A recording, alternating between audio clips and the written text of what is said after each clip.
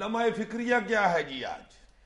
لمحہ فکریہ یہ ہے کہ ہم تاریخ سے کوئی سبق نہیں سیکھتے، نہ پہلے سیکھا ہے، نہ اب سیکھ رہے ہیں، اور نہ آئندہ سیکھنے کا ارادہ ہے۔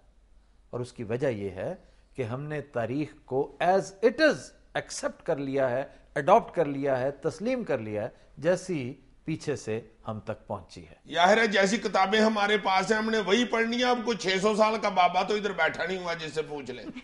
اللہ تعالیٰ نے عقل دے رکھی ہے، حساب کتاب کرنے کی، خود سمجھنے کی فہم دے رکھی ہے۔ آپ خود جج کریں کہ یہ تاریخ جو ہم تک پہنچی ہے کیا اس میں ڈنڈی ماری گئی؟ کیونکہ تاریخ تو آپ کو پتہ ہے نا ہمیشہ فاتحین لکھتے ہیں۔ یہ تاریخ اس دور کی لکھی ہوئی ہے جس دور میں آپ کے اسلاف فاتح تھے۔ مثلاً سلاطین دلی کے دور میں جو تاریخ لکھی گئی تھی وہ آپ تک پہنچی، مثلاً مغلیہ دور میں جو لکھی گئی تاریخ ہے وہ آپ تک پہنچی۔ اس میں بے شمار ڈسٹورشنز ہیں۔ ہم نے مرڈر آف ہسٹری کے عنوان سے ایک ٹاپک شروع کیا تھا اگر آپ کو یاد ہو، اور اس پہ بڑی لیدے ہوئی تھی، لوگوں نے بڑی شکایتیں شکوے کرنے شروع کر دیے، علامے آئے تھے، دکھی ہو گئے تھے لوگ کہ یہ نہ کریں پلیز۔ بڑی بڑی ریکویسٹس آنے لگ گئی تھیں بڑے سینئر لوگوں کی طرف سے، بڑے پڑھے لکھے لوگوں نے، انتہائی پڑھے لکھے لوگوں کی طرف سے بھی ریکویسٹس آنے لگ گئی تھی کہ ہمارے پاس ایک تو ہیروز ہیں ہی گنے چنے چند ایک، تو آپ ان کو بھی اس طرح کریں گے تو ڈسٹارٹ ہو جائیں گے۔ یعنی فلم کے اینڈ تک ہیرو نہیں مرنے دینا، پاویں فلم کا بیڑا گرک ہو جائے۔ بالکل صحیح مثال ہے۔ ہم نے یہی کیا، صرف ہیرو کو بچاتے بچاتے فلم کا بیڑا گرک کیے بیٹھے ہیں۔ نہیں ویسے ہم تھوڑا بہت لحاظ کر کے بات کو آگے تو بڑھائیں نا۔ بالکل بڑھائیں، محتاط بات کریں، ضروری نہیں کہ لٹھ لے کر ہر ایک کے پیچھے بھاگ پڑیں، لیکن اس وقت تاریخ کو درست کرنے کے معاملے میں خاموش رہنا میں سمجھتا ہوں انٹلیکچوئل ڈس آنیسٹی کے مترادف ہے۔ ویسے یار آج نمونے کے طور پہ کوئی تلخ سی کوئی منحوس سی بات کرو، میں تمہارے منہ سے نا تمہارے جیسی بات سننا چاہتا ہوں۔ اچھا، پہلا بام شیل تمہارے اوپر یہ ہے کہ بر صغیر کے جو لوگ ہیں نا، اسپیشلی ہم لوگ جو یہ ذہنی طور پر پسماندہ اور محکوم لوگ ہیں۔ محکومی، محرومی، غربت اور گداگری جو ہے نا، یہ ہماری خصلت ہے، ہماری نیچر میں رچ بس چکی ہے، اور اس کی وجہ ہے صدیوں کی، ہزاروں سال کی غلامی اور محکومی۔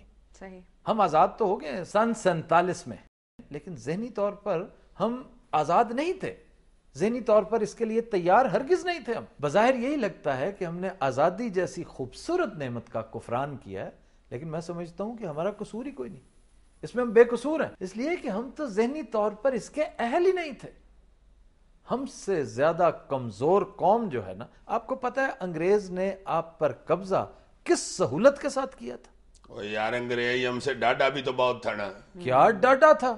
چند مٹھی بھر سوداگر، بزنس مین، کاروباری انگریز آپ کے ہاں اپنا سودا بیچنے آئے تھے، وہ تو آپ پر قبضہ بھی نہیں کرنے آئے تھے۔ ذرا تاریخ کھنگال کر دیکھیے، 183 سال انہوں نے آپ پر حکومت کی ہے۔ ان 183 سالوں میں اس دور کا، ویسے تمہارے پاس ہیں سٹیٹسٹکس ہوتے تو میں کسی اچھی جاب پہ نہ لگا ہوتا۔ چلو، اچھی جاب کیا ہوتی ہے؟ میرا مطلب ہے بینک میں کیشیئر لگا ہوتا۔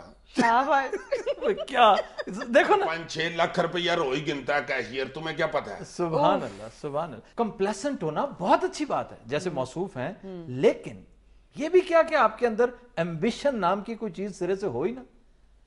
آپ ذرا سنجیدگی سے سنیے، یہ بڑی پریشان کن بات ہے۔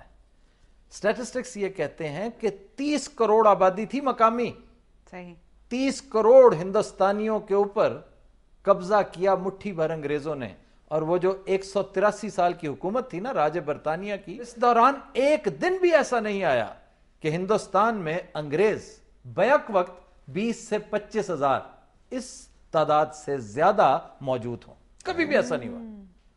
20-25 ہزار انگریز نے آگے لگایا ہوا، یہ ٹوٹل تھے، اور اس میں میسنز بھی تھے، اس میں سائنٹسٹ بھی تھے، ڈاکٹرز بھی تھے، سیاح بھی تھے، بزنس مین بھی تھے، آرکیٹیکٹس بھی تھے، یہ جو تمہارے ڈیمز بناتے پھر رہے تھے، ہیڈ ورکس بنا رہے تھے، تمہاری اریگیشن، تمہارا ریلوے، یہ سارے ان میں شامل تھے۔ سچ پوچھو تو جو انتظامی امور جس کو کہتے ہیں، ایڈمنسٹریٹو جس کو گورنمنٹ کہتے ہیں، جی، صرف 1000 انگریز تھے۔ 1000 انگریزوں نے 30 کروڑ ہندوستانیوں کو آگے لگائے رکھا۔ یہ انگریزی صحیح آتی ہو تو ہزار بھی بڑا ہوتا ہے. تمہارا کیا خیال ہے میں ہنسوں گا اس کے اوپر؟ کوئی پرابلم ہے؟ ہنس لو. سیریسلی سنو کہ سٹیٹسٹکس دیکھو کہ 3 لاکھ مقامی لوگوں کے لیے کتنے انگریز تھے؟ ایک انگریز 3 لاکھ لوگوں کے لیے. بس ایک بندے سے تو 3 لاکھ بکری نہیں ہاں کی جاتی. تو دیکھو 3 لاکھ ہندوستانیوں کو ہانکتے رہے. میں سمجھتا ہوں اور میں ایگری کرتا ہوں ان رائٹرز کے ساتھ جو اس بات پر مصر ہیں کہ ہماری مقامی آبادی کا 70 سے 75% شودرز پر مشتمل ہے.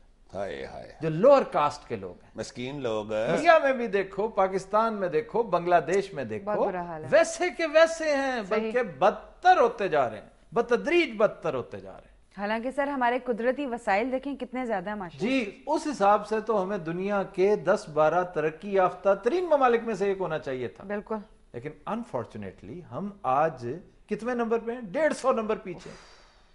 اس کی وجہ یہ ہے کہ پسماندگی کوٹ کوٹ کر بھری ہوئی ہے ہماری ٹاپ مینجمنٹ میں بھی اور لوئسٹ میں بھی. ہماری مینجمنٹ کا حال دیکھو. مس مینجمنٹ کا بہترین نمونہ جو ہے نا، شاہکار مس مینجمنٹ کا، وہ پاکستان ہے. تو یار اس میں سے نکلیں کیسے؟ اس کی تو ہزاروں شرائط ہیں جو آپ کو پوری کرنی پڑیں گی. اس کے لاکھوں طریقے ہیں کہ آپ اس سے نکل سکتے ہیں. لیکن ان میں سے ایک یہ بھی ہے کہ اپنی تاریخ کو درست کریں، اثر نو مرتب کریں. دیکھیے کہ آپ نے کہاں کہاں غلطیاں کی، آپ کے اسلاف نے، بزرگوں نے کہاں کہاں حماقتیں کی. یہ ہم ڈسکس کریں گے آنے والے دنوں میں. مغلز کو ڈسکس کریں گے، سلاطین دلی کو ڈسکس کریں گے، انگریز دور کو ڈسکس کریں گے. پھر آہستہ آہستہ کچھ شکل نکلے گی، ہمیں سمجھ آئے گی کہ کہاں غلطی ہوئی، اور ہم کم از کم فیوچر میں اپنی آئندہ جنریشنز کے لیے کچھ کر جائیں. انہیں بتا جائیں کہ بھائی یہ غلطیاں ہمارے بزرگوں سے ہوئیں، یہ غلطیاں ہم نے کی، تم یہ غلطی مت کرنا، یہ حماقتیں مت کرنا. یار دیکھو ہم وسائل کی بات کرتے ہیں، قدرتی وسائل کی بات کرتے ہیں، کتنا سونا ہے، کتنا کوئلہ ہے، کیا ذخائر ہیں، کیا. کسی کی نظر اس بات پر پڑتی نہیں ہے کہ ہمارا سب سے بڑا جو قدرتی وسائل ہوتے ہیں ان میں سر فہرست پتہ کیا ہے؟ ہیومن ریسورس ہے. یہ جو آبادی ہے جس سے ہم بھاگ رہے ہیں، جس سے جو ہماری جان کا الٹا عذاب بنی ہوئی ہے، اگر ہم اسی کو مینج کرتے، اسی کو چینلائز کرتے تو ہمیں اور کچھ کرنے کی ضرورت نہیں تھی. سر اس کے علاوہ اور بہت سارے قدرتی وسائل ہیں. یار یہ جو ہمارے ملک میں بے شمار مکھی ہے، یہ بھی قدرتی وسائل میں آتی ہے. کہاں سے وسائل ہو گئے؟ یہ مسائل ہیں. بس تم اسی پہ غور کرتے رہو. خواتین حضرات ہم لیتے ہیں ایک بریک، ہمارے ساتھ رہیے گا.